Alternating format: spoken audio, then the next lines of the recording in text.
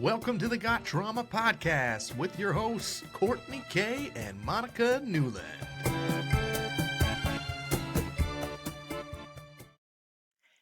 Hello. We're back. We are.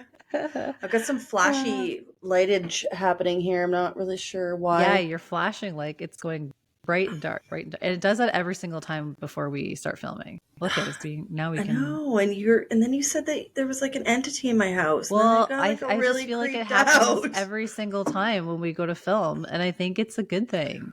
Maybe. It's like yes, keep I going. hope so. Well, today we're talking about my mother wound, so ugh. Yes. That's how I respond anytime I say the word mother wound. I'm like, ugh. Well, it was a very difficult. So this is part 2. We did part 1. Part 1 was me talking about my shite. It was difficult for sure, and I know you've mentioned this before. You get like a hangover after, Yes. like an emotional hangover after, and I fully went into like an autoimmune flare up after, and I was like pretty sick for 2 days. I had a feeling. I was actually thinking about it just because, throughout our course of doing this, watching you come into this stuff and seeing even the moments where you're like, you could see you're like, wow, that happened. Holy shit. Like you're processing it as you're talking and you can really see that. So I can imagine how that feels later on, because then you sit at it and you're like, whoa. And I never did watch the whole episode, and it was tough for sure. And so today is going to be equally as difficult, but important messages we have to share. So today we are talking Mother Wounds Part 2, and Courtney's going to go into some stories and experiences that she has had that has resulted in some mother wounds and how that's played out in her life and with having a family and relationships. So go ahead, start off. Take the floor. Yeah. I was actually thinking about this when we were talking about, when I asked you about kids and you saying that you didn't want to have children until one day just, you realized that wall was coming down. Yeah. And for me, I was the polar opposite. Like I wanted to have kids. Probably by the time I was like 17, I really wanted to have a baby, which, at 17, you did, not long after. Yeah. No, exactly. I was 19. At 17, you've got absolutely no business thinking you want to be a mom. But when you come from this place of love that is given to you so, I don't want to say sporadically, very inconsistently, when it's inconsistent. Yeah.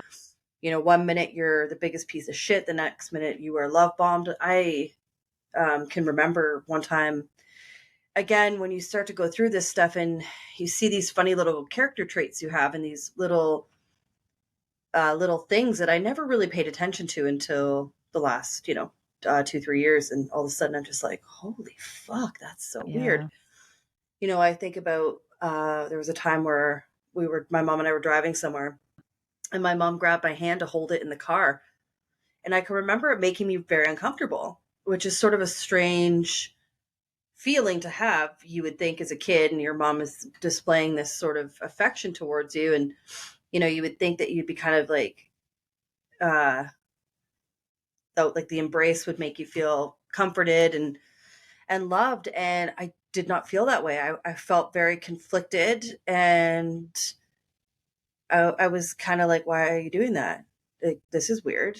So that's what, like, those types of things, when it was so sometimes just like this overabundance of kindness and sweetness, and then all of a sudden it was, cryptic, nasty commentary.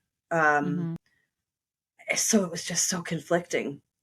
Yeah. So for me, I really wanted to have a child, and I believe the reason for that was to prove that, something could love me. I don't know. It's so messed up because I really haven't quite evolved that one yet. I haven't, that sort of, that whatever that emotion was, whatever that need, I haven't quite figured it out yet. Yeah. It does have a lot of it's a deep one, and it's very Complex. prismed and very faceted in what it is. It's just such Yeah. it's so hard to explain. It's very just full spectrum, different things. There's just so many aspects to it. So, and talking about it is actually giving me a lot of anxiety right now, because it's something that I know I eventually have to really just maybe not even address it so much, but I do like figuring these things out. Yeah. I do like having places to file them, places to say, okay, this is, what that was, this is what this is, Yeah. Putting it to rest. And I mean, that's the thing about this too.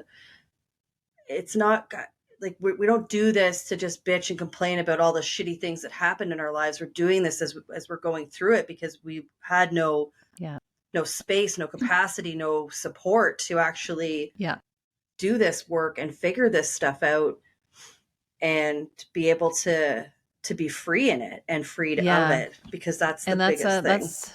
That's a good thing to point out, because, and I was thinking about that too when we first started, a lot of these discussions, this is like introspective work, right? That we're doing, that we're not trying to necessarily get answers, although there is labels and things of that nature, which now, as we've learned and we've done research and we've done therapy and we've done that exploration, we're able to sort of see what those things are, or have some sort of description for what those things are. Like, this is a narcissistic tendency. This is like inner child work. This is, so our discussions are often like introspective and things that we have had, realizations that we've had over our life. We don't have the answers. No. We have come to our own conclusions through help, but we've come to our own conclusions on what those things might mean, or how that's affected us. And to your point of, filing it or having some sort of, thing to call it, does help to process and sort of find that peace and grace with yourself, because you're like, okay, that's what this was.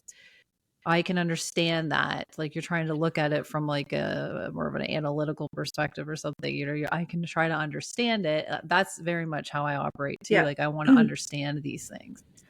And it's not so much an answer for me, because the answers are, subjective, and this is not a one size fits all approach. Exactly. Right? Exactly. And I mean, But for it our does kids, help. right? Yeah. So just knowing those things and understanding, I just feel like dissecting it makes it easier to not continue that lineage, if that makes sense. You're not carrying that with you and passing it on to the next generation, because you're looking at it going, okay, that's why this is, that doesn't serve me, pass it on, moving along from it. Right. Yeah. So I do, it is hard work. It really is, because you don't realize the depth or the hold that it had on you until, sorry if I kind of breathe, it's just because I'm a bit panicky. It's funny how these things happen. It just, sometimes it just takes my breath away.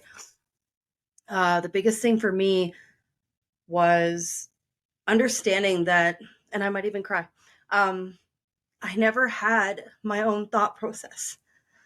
I never had my own values. I never had any of that. It was all through my mom.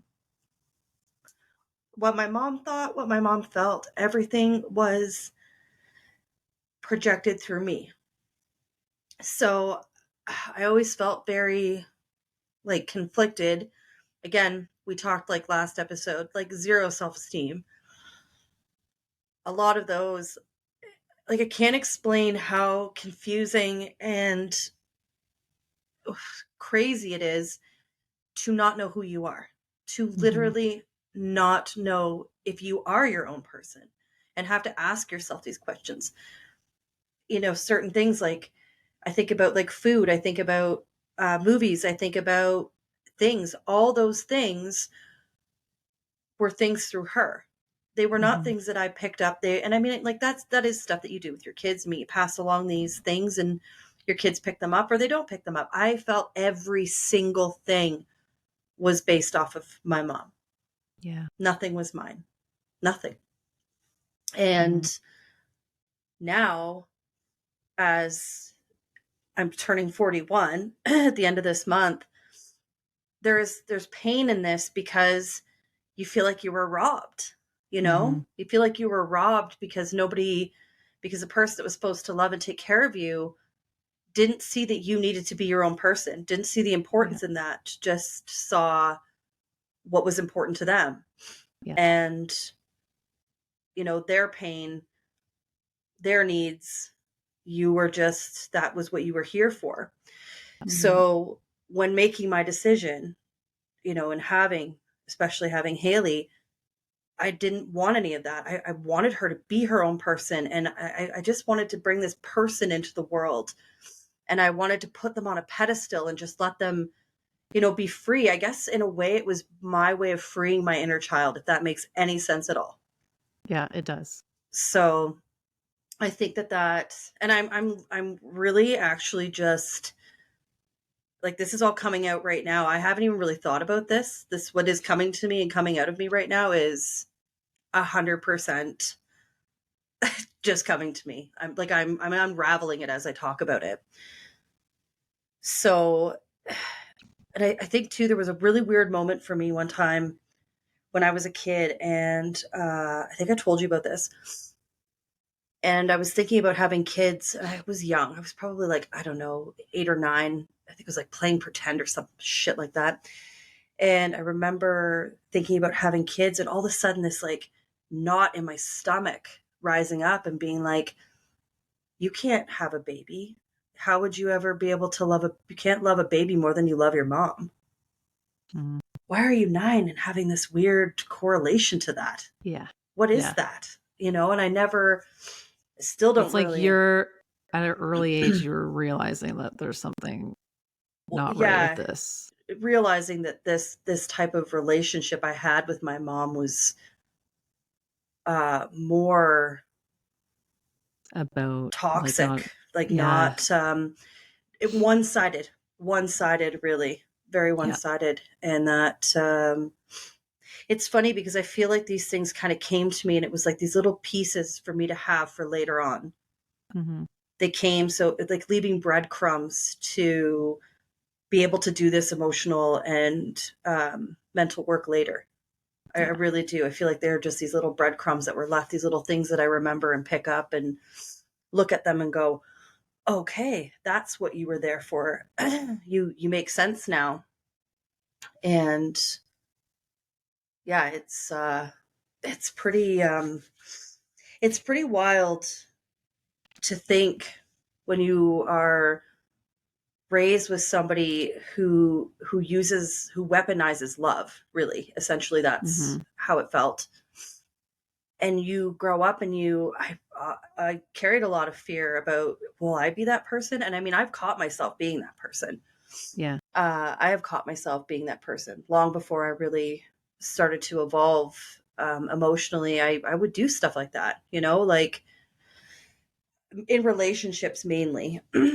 Just use that as a way to get what I wanted emotionally, which is, you know, you think about it now, it's really fucked up. But being able to identify that, because that's not who you want to be. It's not something that you want to pass on to your children. But I mean, like, breaking these cycles and these horrible behaviors that, you know, were very much implemented into your everyday life, you realize it's not that fucking simple. It takes a lot of time, a lot of work, a lot of acknowledging. And sometimes you feel like shit. Like, I feel like shit talking about this stuff. Yeah. You know, it's not like, sure, it comes out like water for the most part, but it doesn't, it feels like tar. Yeah. Like, it's thick, it's heavy, and it doesn't taste good. So. Well, I can definitely tell you that you're certainly, even the fact that you acknowledge that you had some of those characteristics, or at times you felt like, oh, you were becoming that person, that in my opinion is 100% like evidence that you are not that person, because often like they don't think that there's anything wrong. Absolutely not. And my other point is that Haley is such an incredible individual and has 100% has her own identity and is and just an unbelievably beautiful creature, and that I've been so blessed to be a part of her life. Like, you have done an exceptional job making sure that that was different for her.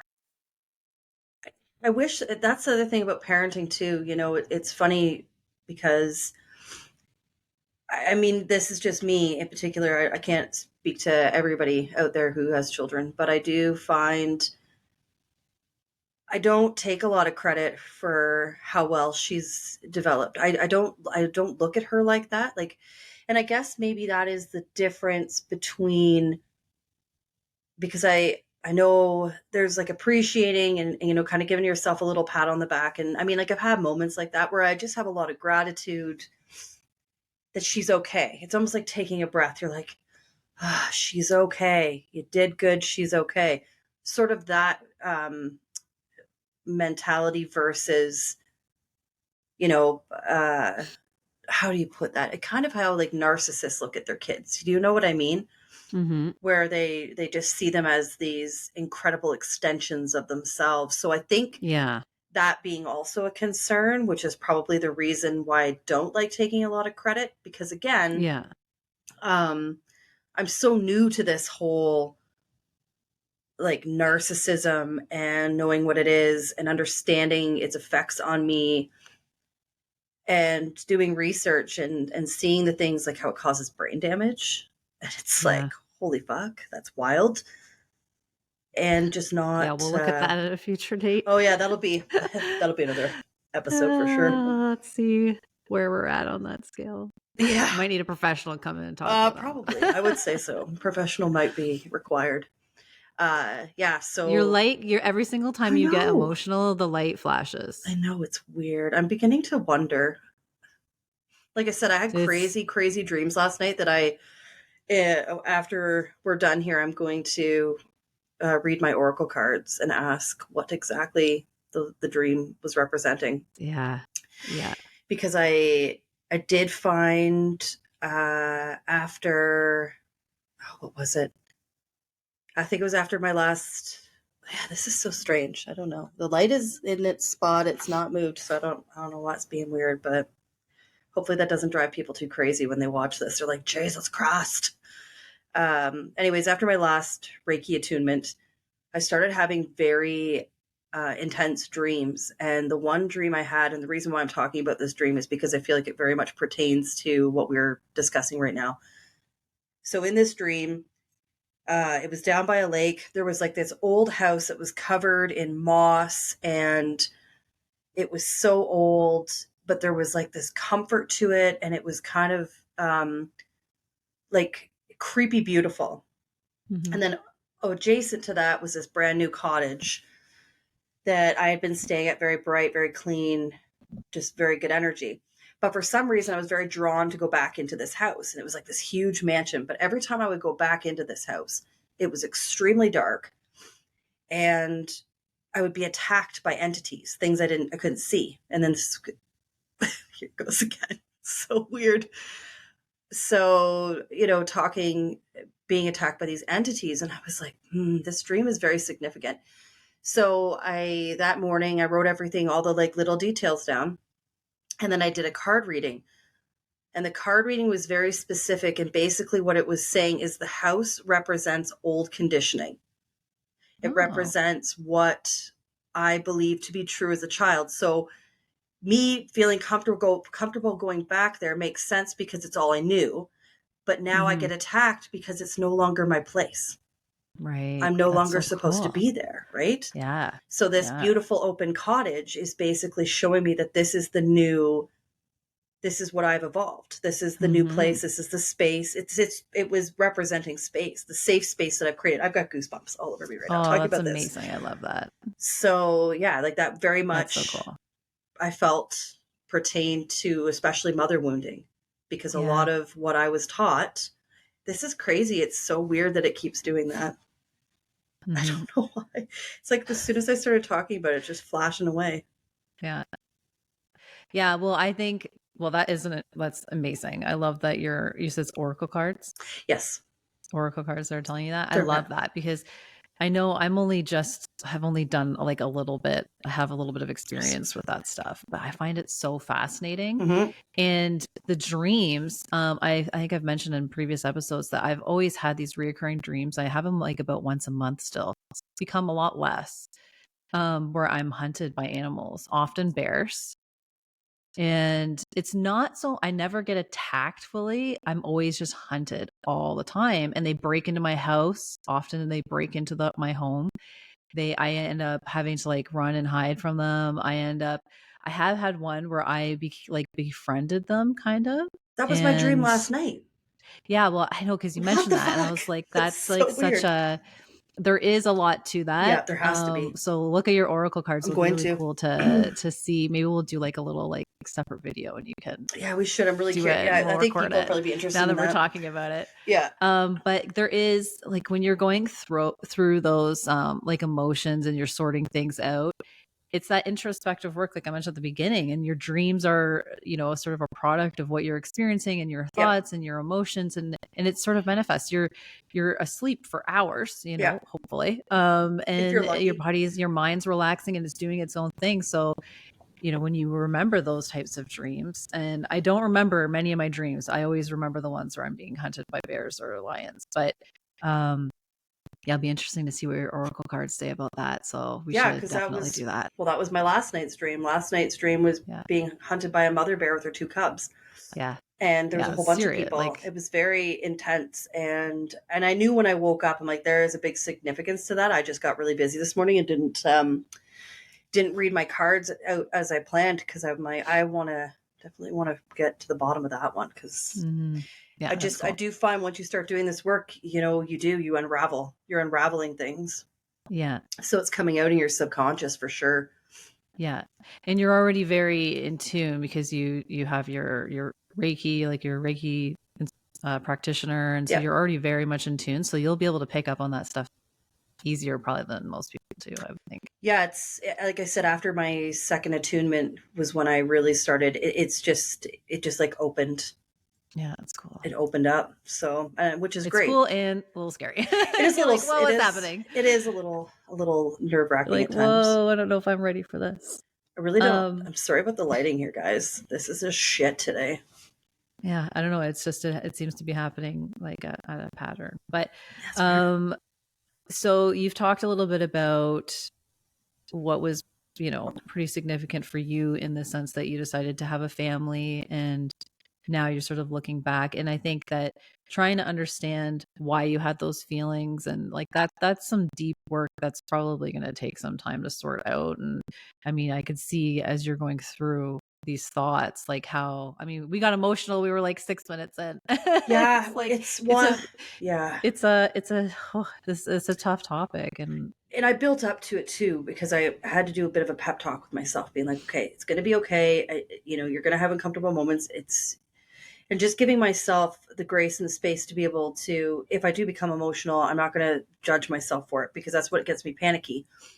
Because I feel, there's like a level of embarrassment, which is ridiculous, really. I mean, I'm allowed to have feelings. I'm a fucking human. This is what I do. But there's like this level of embarrassment that comes with like letting these things out because it's almost like, again, because of conditioning, you're sort of taught that these deep feelings and emotions are almost dirty and taboo and people shouldn't see them and they should be kept under a rug and, don't be gross. Mm-hmm. That kind of is, it's all about like, don't air your dirty laundry and like, what kind of baggage are you coming with? And people don't. And I understand that concept because people in general, everybody they have a lot to deal with. Yeah. Everybody has a lot, some people have more than others. And so when you meet people and you are in relationships, you talked about relationships that you kind of brought those tendencies to.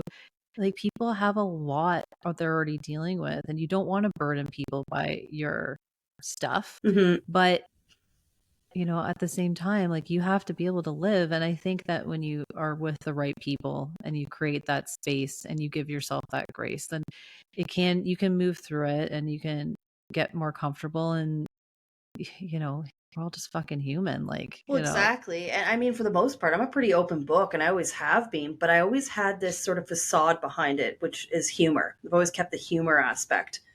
So when I'm talking about things, I'm not actually, and I, again, coming through and like you're unraveling, and I'm realizing as much as I've always been very open about this stuff and I talk about it very candidly, I don't ever go through it. I don't ever feel the emotions of it until later on. And that for me manifests as panic attacks and, yeah, feeling like I can't breathe or nausea, all the lovely things that come with that. And that's just basically, here it goes again. That's just basically my body saying, like, look, bitch, let's deal with this emotional shit because I'm tired of carrying it around. I don't want to it's sit literally here. trying to purge itself from your Exactly. body. It's like enough's enough. Let's not keep this anymore. So yeah, it's a whirlwind for sure. And the other part too, and actually there was a bit of a discussion going on in our Facebook group this morning about cord cutting, because that's a lot of what our last episode and this episode we have cut the cords, and how different that looks for you and how different that looks for me, right? Like it took me an incredibly long time to cut my cord because my sense of self was enveloped in this other human versus you developed your own sense of self outside of your mother, and that made it easy for you to say enough's enough. I don't need to carry this anymore. This is no good. Still took me like 25 years. But Yeah. It was more, it definitely happened a little bit quicker for me. Like I said in the last episode, I was left to fend for myself. I grew that independence, and that almost did me a favor in being able to sever the ties a little easier in that regard, because I knew I was already, well into my independence, knowing that, hey, like I can do this on my own. I don't need this person in my life. Where when you talk about your situation, about how you lived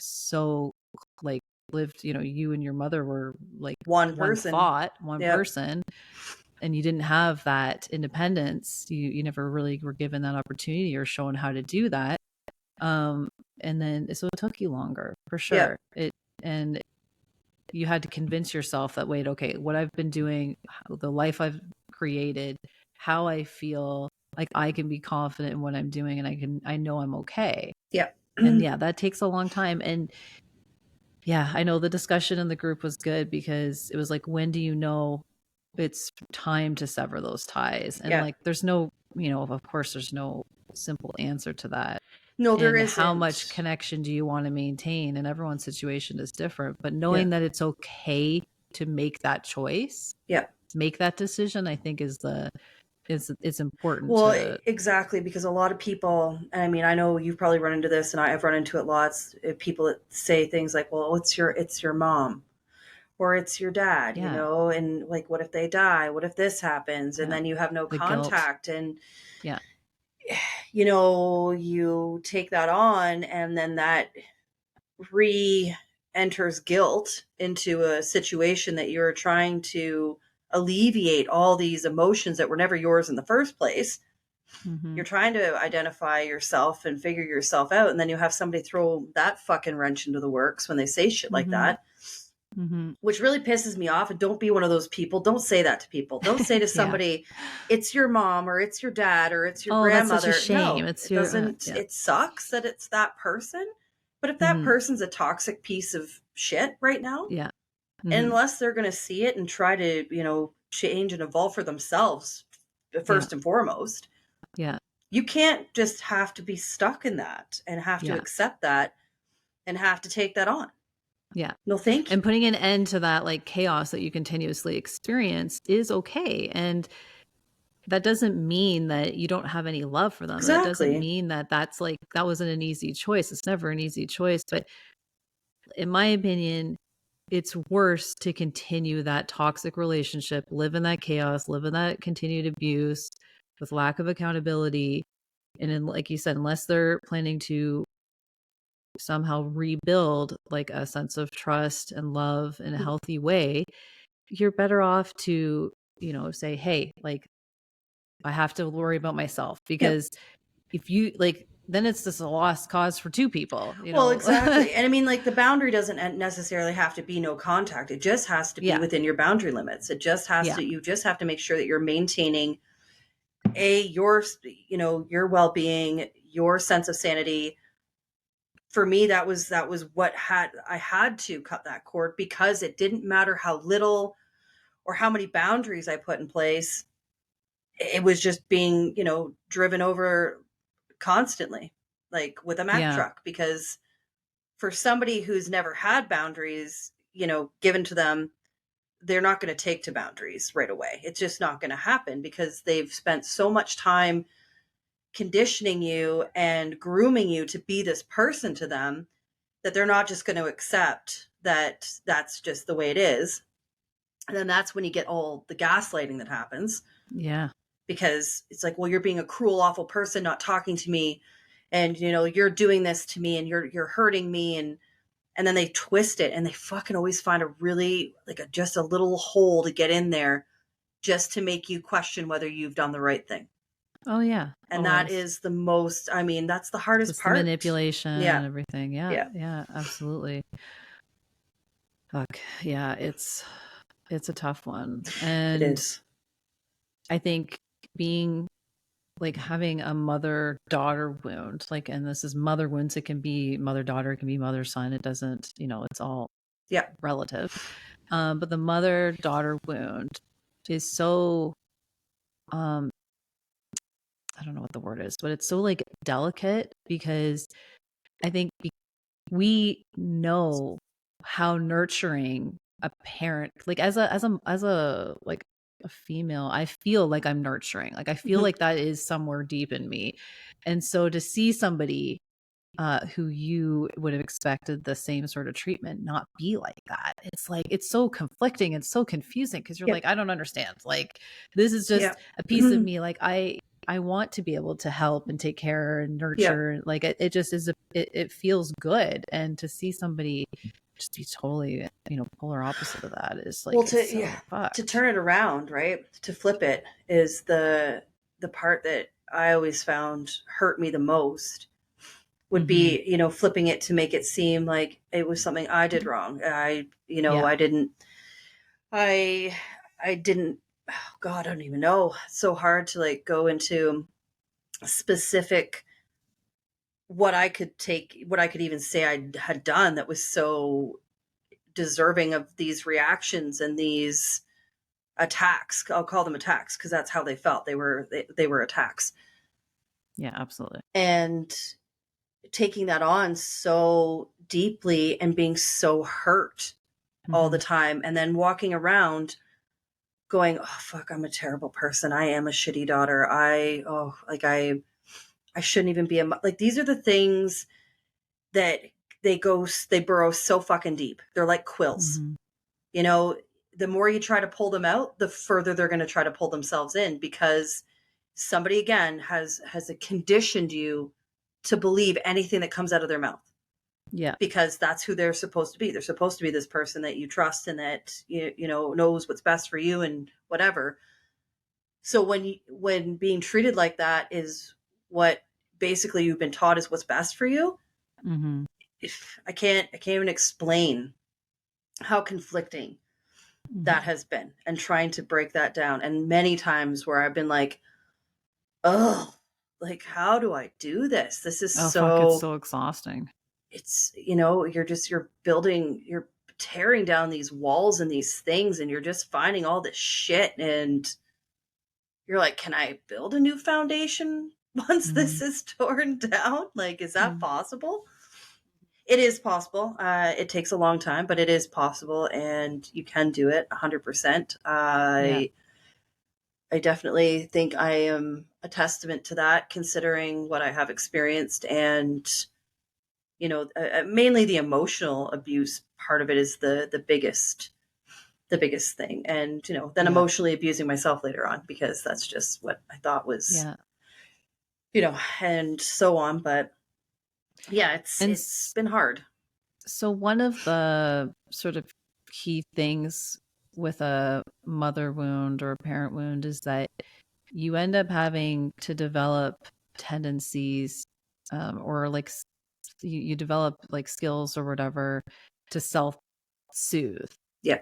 And I think that's something that people struggle with a lot. I think that's something that's very difficult because when you don't have a parent who is nurturing and loving, and is, instead they're projecting their own bullshit onto you, you you want your parent to be able to help you. And so when you don't have that, you form these self-soothing, tendencies or whatever. Mhm. And that can often, and in my case, like was destructive at times.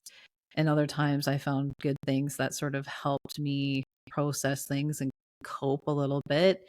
And actually, one of the episodes that we're going to do coming up is on not self-soothing, but how you can like sort of Oh, coping manage techniques. yourself, like coping techniques and things like that. So have you found anything that like as you've gone on through life at different stages in your life that you have fallen into any of these self-soothing techniques, some of them positive, negative, or like how has that sort of been in your life?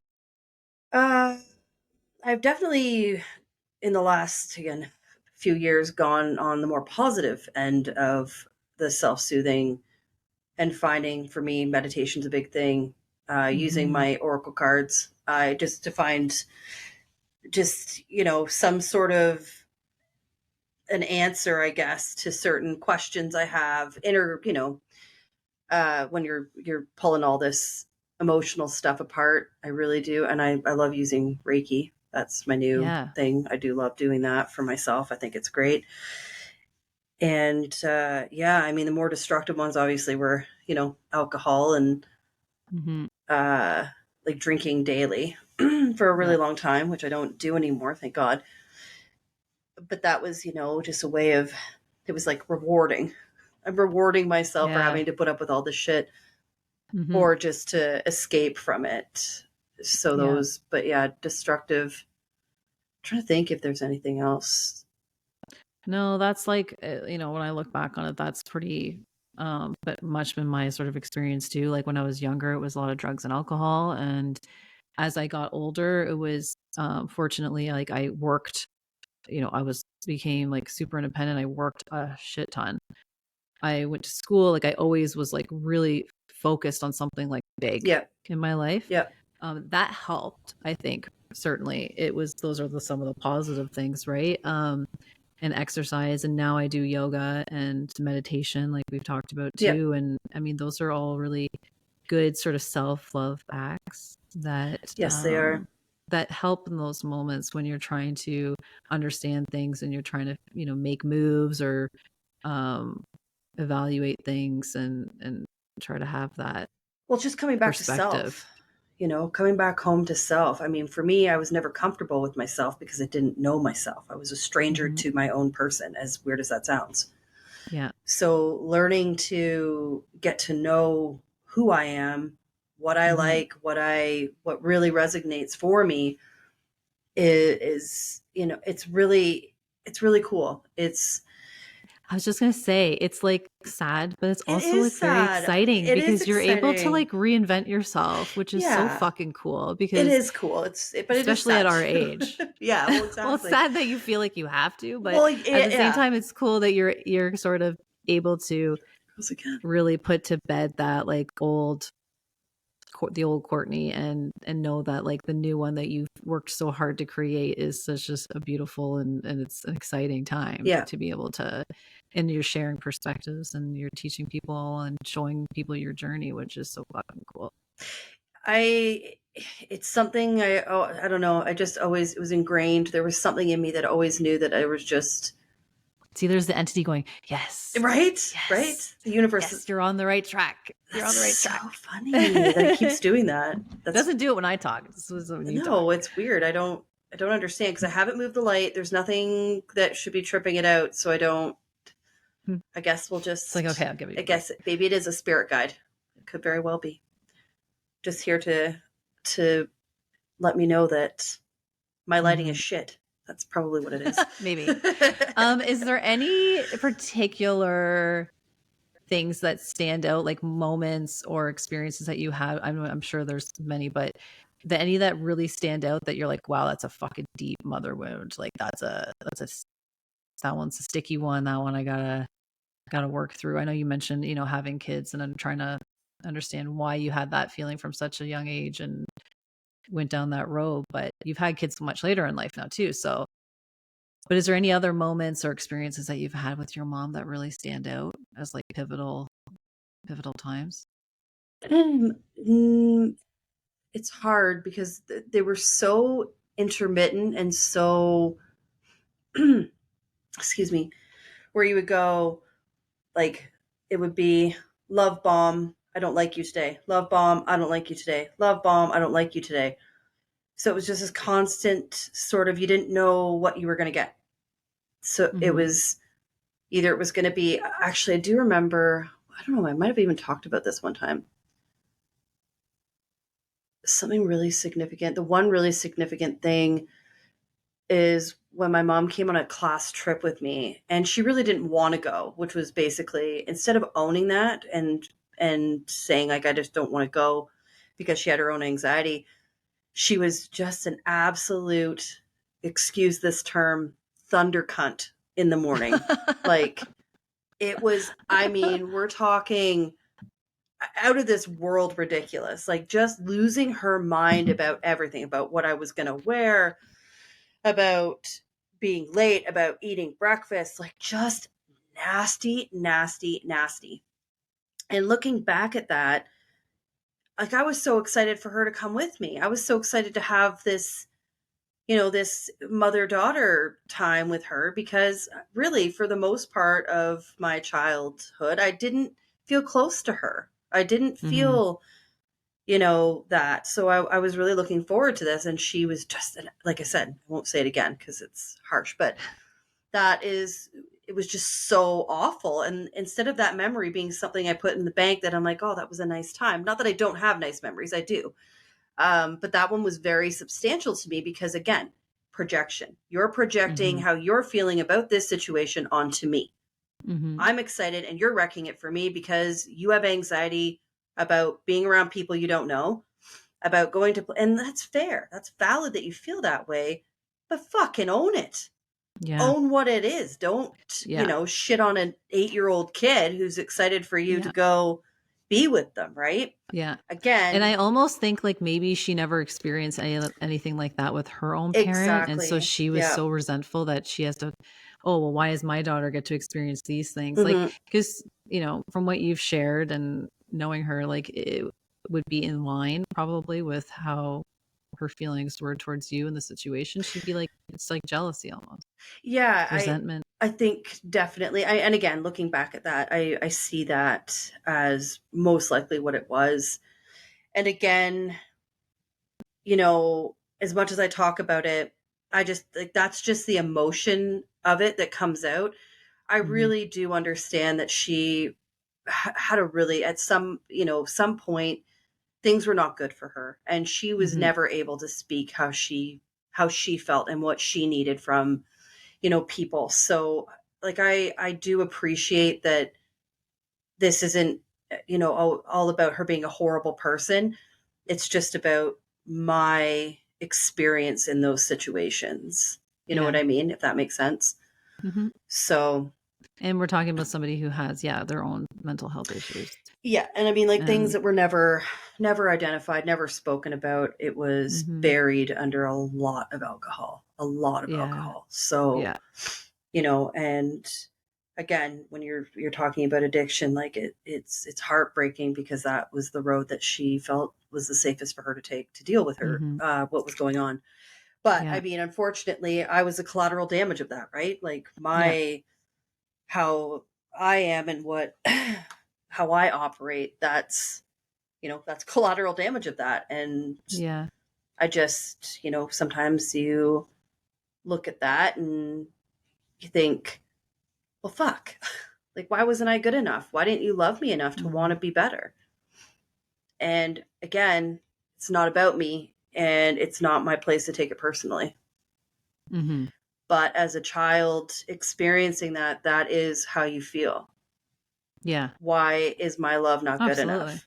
Yeah. You know, why can't I Yeah. make Well, you? because especially as a child that with very limited like capacity, yeah, you're only going to know what you know, and like you go to like the easiest sort of answer. Oh, like, yeah, I must not be good enough, and Yep, I must not be deserving of this, and it's always got to be you. This is just the answer, right? Yeah. exactly. Yeah, and that was the, you know, again, unraveling all that conditioning is really, really hard. Mm-hmm. And to be able to step back though as an adult and look at it and see it and say, you were a person who is fighting your own battle that I know nothing about. Yeah. I know little tidbits of things, but I truly don't know its depth. I just know how it affected me. So I can go Mm-hmm. two ways with this. I can turn this and I can live in a victim mode and feel sorry for myself my entire life, or I can do what I have to do, and that's cut you off. Be grateful for the good times and the things that I loved about what we had, but look at it like any other relationship. If something isn't working, Mm-hmm. you move on. Yeah. You know, Yeah. you don't 100%. stay married if you're unhappy and Mm-hmm. hurt and everything else. Why would you keep a person in your life just because they're your parent? Yeah. You know what I Yeah. mean? Like Mm-hmm. that's a relationship is a relationship regardless of how it evolved, whether they gave birth to you or not. Mm-hmm. And if it's not healthy and it's not working, then it's time to put it to rest. And that's sad. Yeah.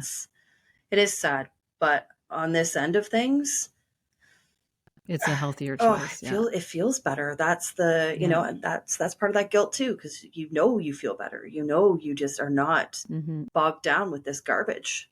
Yeah. Yeah. So, 100%. Yeah. but Yeah. I totally agree. it's Yeah. not easy. But it's No, good. it's not. It's good. And I mean, you know what? All the power to anyone out there that's experiencing this or, you know, has to at some point experience it. It's, you know, if it's really, really, really fucking with your head and fucking you up in life, it's definitely not for you. Mm-hmm. You know, Yeah. that's all there is to it. And when you got to Yeah. walk away, you got to walk away, and that's Yeah. okay.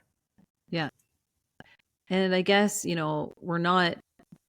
we've experienced some things, but we're certainly not professionals. But I mean, I No. think if anybody like has like questions or wants to understand different aspects of this, I think, I don't know, speaking on behalf of both of us, but like we'd be happy to try to give our perspective or like Yep. answer any of those Absolutely. questions or engage in some conversation if anybody wants to, because this is such a big topic and we could make like several parts to this.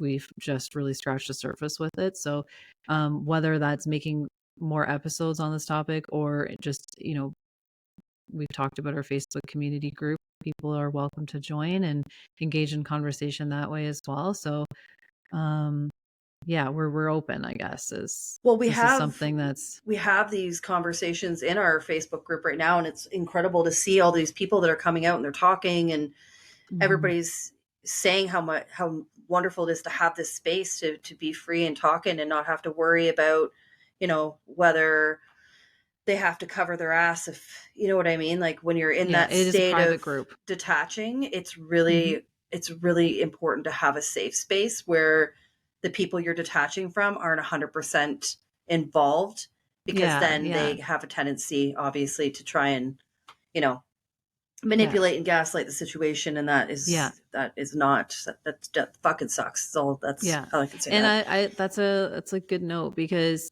when you're going through these scenarios and you're trying to make these decisions and you're trying to understand what the scenarios are, talking with people who are in your family can be very difficult, Yep. because of course people are biased as they should be. They're Hmm. your family. Um, talking with even friends who have, who might not have experienced the same thing. Like I did find that I couldn't really talk to people about this, including family, including friends. Like I didn't necessarily know I could talk about it. I also didn't have people I felt safe with talking about it. And I think, I mean, that was going back quite a long time ago. There's a lot more platforms and things like that with these conversations that are happening. As Courtney's mentioned, we've started our own. Um, so I think, I guess my point is just that when you're going through these, don't feel like because people don't understand, like who you're specifically talking to, don't understand what you're referring to, is because they haven't maybe experienced that. Yeah. And that's good. But there are people who have, and there is safe spaces to be able to express those feelings and try to gain, information or Yeah. understanding as to what these things look like. So Well, we have yeah. tried to start that space, Yes. or start one of those spaces. We've and definitely these podcasts started are it. part of that too. Yeah, absolutely. This is the whole reason why we're doing what we're doing, because we needed this safe space. We needed to be able to unravel this stuff. Even when so many decades later. Yeah, so many decades later. This space. We still need this space. You're just, you dread gearing up to that episode. It's funny because we are super glitchy today and my internet is like at its absolute peak.